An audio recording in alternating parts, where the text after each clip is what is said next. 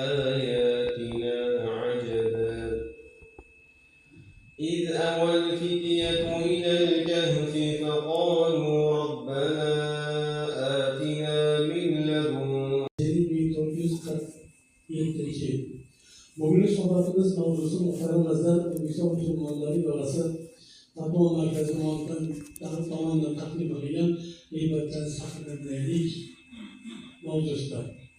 Gıybet juda ko'p tarqalib ketgan narsa, hatto shunday holatga keldiki, g'iybat bo'lmasini deb g'iybat qilamiz. Kishilar ortidan g'iybat qiluvchi, ortidan masxara qiluvchi har bir kimsaning holiga bor.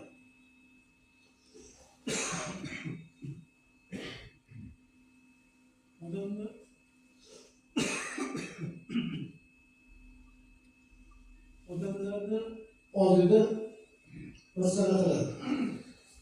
Ayta olmaydi, lekin ko'zi bilan imoshara qiladi, qo'li bilan imoshara qiladi.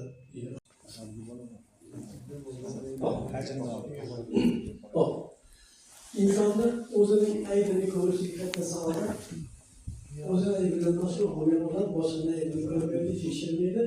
Ko'rganda o'zidan minnatdor bo'lgan hayotimda deydi, ko'zi yumadi. Demek g'iybatni saqladi.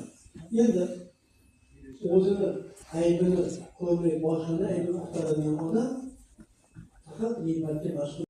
Beshara Xotiy Ismoil Haqiy ustozi Hazrat Abdulhamidxon, Alloh rahmat qilsin, Fotih Muhammad Fotih, yana Sulton Ahmad tamomlab bo'lmaydi.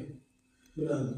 Faqat bitta narsa, bizda mana Abdulhamid bilan do'stligimiz juda katta yo'lga qo'yilyapti. Muhtaram prezident savollardan bugun mehmonlarni ertaga kutmoqlik, bugun mana birgalikda inshaalloh juma namozi o'qiymiz. Alloh ularning qadamini qutlab barak qilsin. Ismoil Haqiy Hazratlar nurg'un tavsiyalari o'rgatdi. Alloh rahmat qilsin. Juda ko'p mashhurlar so'zlar keltiradi. Va u joydagi buyuk zotlarni biz sanab ado qila olmaymiz. Ammo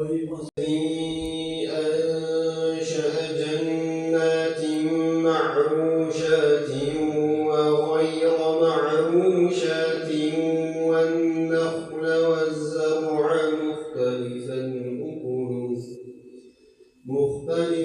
أكله والزيتون والرمان متشابها وغير متشابه كلوا من ثمره.